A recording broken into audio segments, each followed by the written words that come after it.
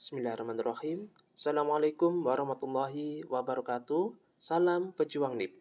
Bertemu lagi dengan kami di channel Nanang Chan, media berbagi informasi seputar ASN.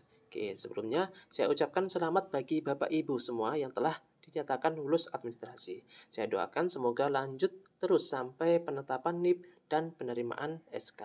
Amin ya Rabbal Alamin.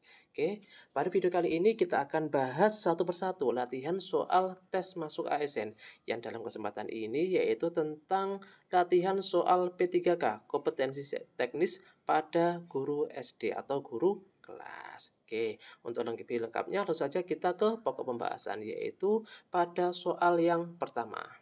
Oke, pada soal yang pertama, materi pelajaran yang disusun dengan menggunakan pola atau logika tertentu dari sederhana ke kompleks merupakan penerapan dari teori belajar.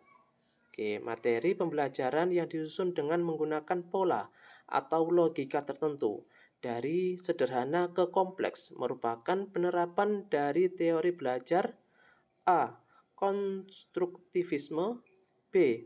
Humanistik, C.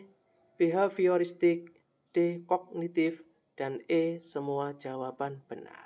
Oke, jadi materi yang disusun menggunakan pola atau logika tertentu yaitu merupakan teori belajar. Jawaban yang paling tepat adalah kognitif. Oke, kita beralih ke soal berikutnya. Menurut teori kognitif, ilmu pengetahuan dibangun dalam diri seseorang melalui proses interaksi yang berkesinambungan dengan A. Materi belajar, B. Guru, C. Teman belajar, D. Keluarga, dan E. Lingkungan. Yaitu menurut teori kognitif, ilmu pengetahuan dibangun dalam diri seseorang melalui proses interaksi yang berkesinambungan dengan apa? Oke, jawaban kakak kira-kira yang mana? Oke, langsung saja kita ke jawaban yang paling benar. Oke, jadi berkesinambungan dengan lingkungan. Oke, kita beralih ke soal berikutnya.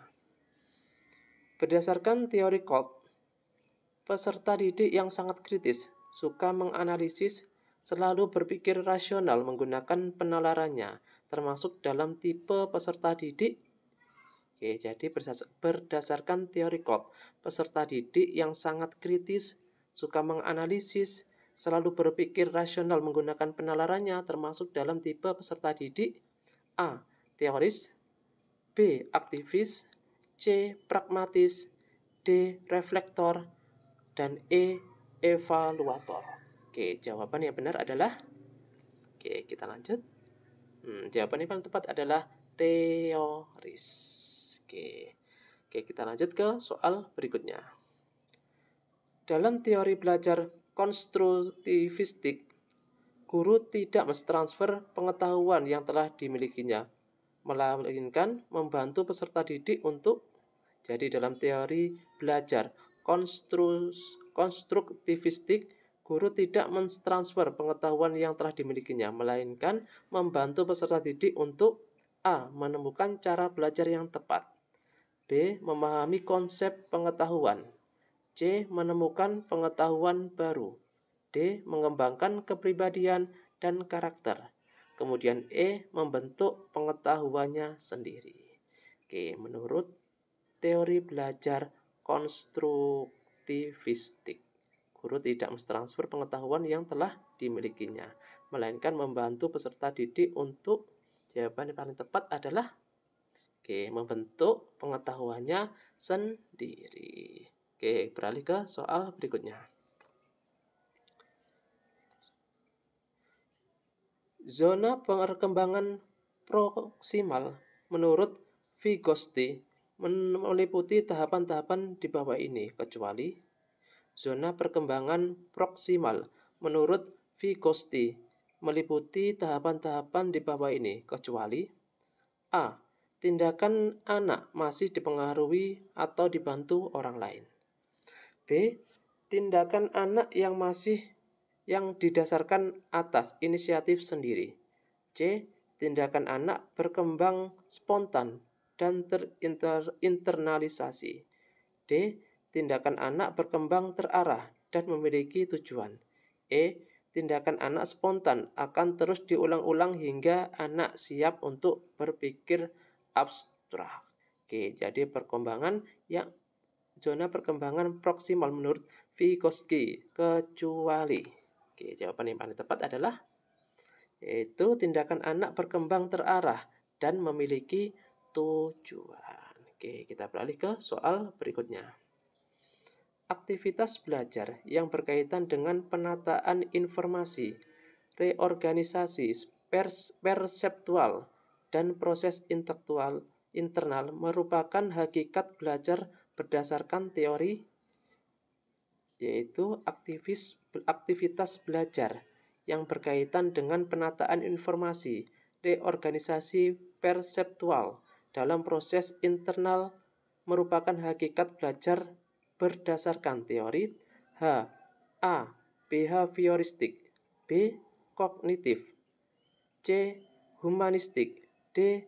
Konstruktivisme, dan E. Elaborastik. Oke, jawaban yang paling tepat adalah yaitu kognitif. Oke, kita beralih ke soal berikutnya. Anak belajar melalui bentuk, perumpamaan, dan perbandingan untuk memahami dua dunia sekitarnya, merupakan salah satu tahapan dalam perkembangan kognitif menurut Brunner. Tepatnya pada tahap apa? A. Enaktif, B. Ikonik, C. Simbolik, D. Komparasi, dan E. Informatif. Jadi anak belajar melalui bentuk perumpamaan dan perbandingan untuk memahami dunia sekitarnya, merupakan salah satu tahapan dalam perkembangan kognitif menurut Brunner. Tepatnya jawaban yang paling tepat adalah yaitu ikonik. Oke, kita lanjut ke soal berikutnya. Oke, ternyata sudah selesai. Terima kasih dan semoga bermanfaat. Demikianlah beberapa soal yang telah kita bahas bersama-sama. Apabila ada saran, kritik, atau usul, langsung saja tulis di kolom komentar.